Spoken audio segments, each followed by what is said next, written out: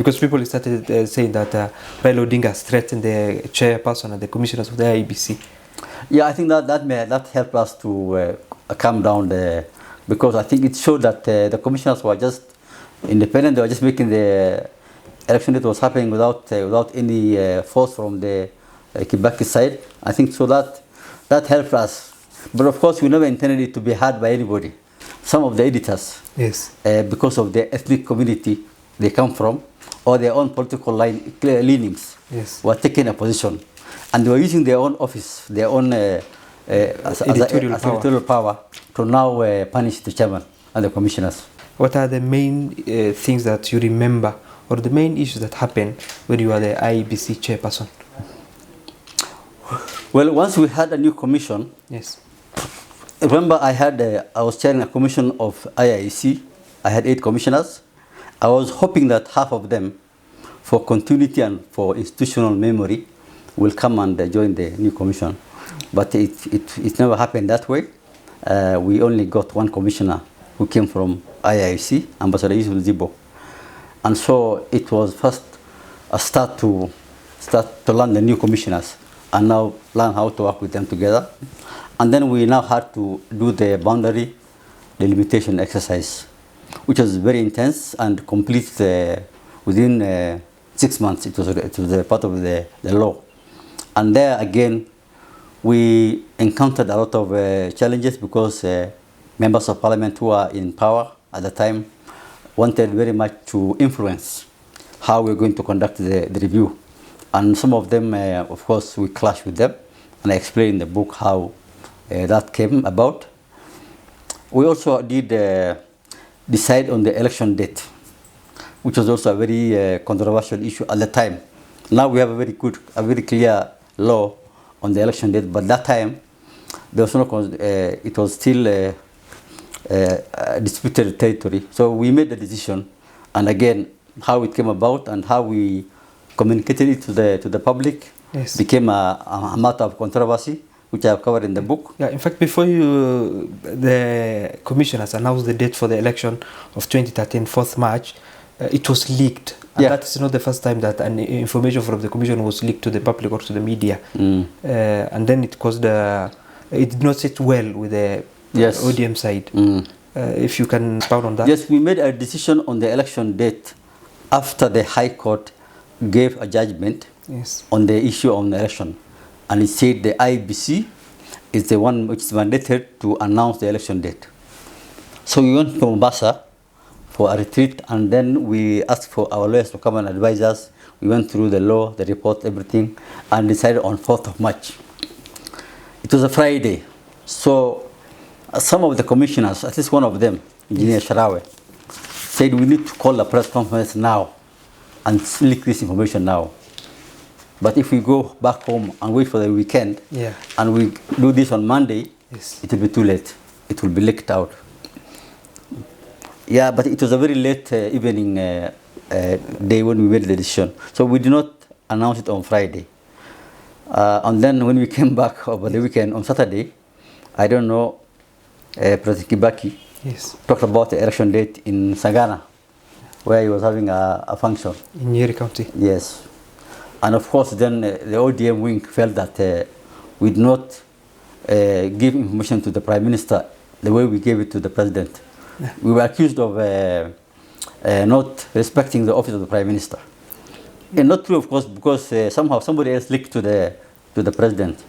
And it had a lot of pushback and anger from the PM's office and his supporters. So we had to try and now rectify by going to see him and explain to him what happened. I'm curious, even the President, why will he rush announcing the dates of the election when it is the mandate of the IEBC? He didn't announce it as an election date. It was part of his conversation. He was saying something else. I think he was talking about something else. But then I think because he was told maybe by intelligence or somebody else who may have leaked information, that it came into his conversation. Yes. He did not call a press conference to announce an election date. No, it was just an event he was doing. And he mentioned it by the way. Yeah, by the way, so the commission did not see of coming up with another date. We could have changed the date. but we didn't change because we had 4th of March as our election date, and then we only had, if we wanted to change, we had 14 days. We could go up to 4th of March, 15th, up to 15th. So on Monday we called a press conference, and we actually gave that press statement.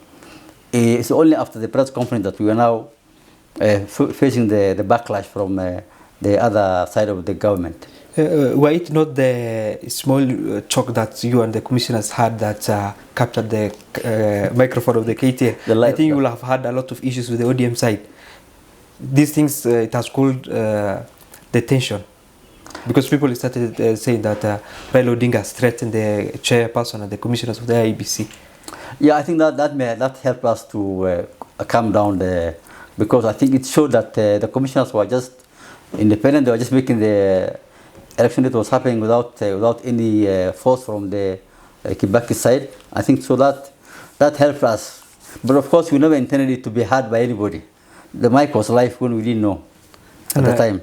And the Prime Minister himself called you, asking you whether he threatened you. Yes, and he even sent me a letter to say that there was no threat from his office. And it's true, he never threatened anybody.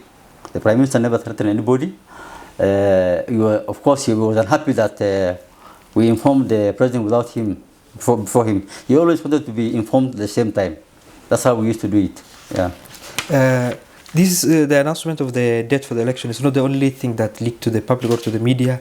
Memos that from the commission to the secretariat were leaked. A lot of information from the commission used to find its way to the media. Who was the responsible of this leakage of information of the IEBC?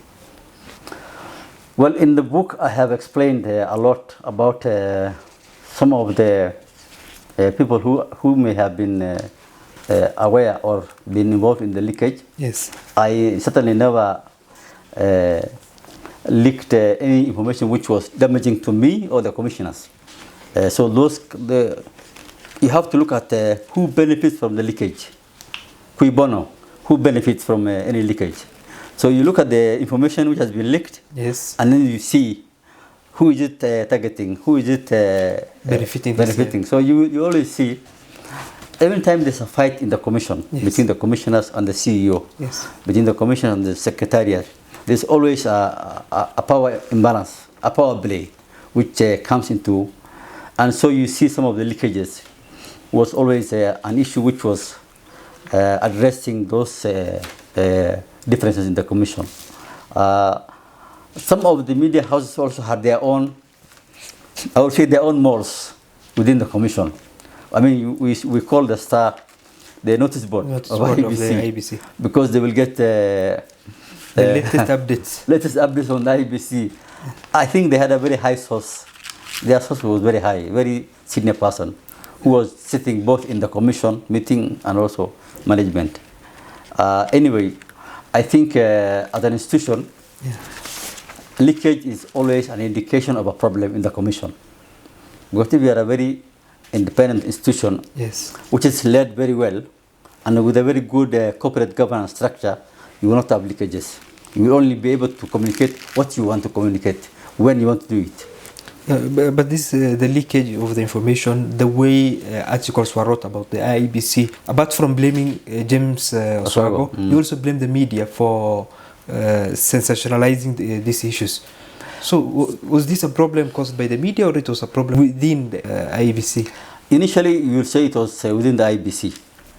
But after the election of 2013, I think I say very clearly in the book that after that it became an issue of some of the editors, yes, because of the ethnic community they come from or their own political leanings, yes, were taking a position, and they were using their own office, their own editorial power to now punish the chairman and the commissioners.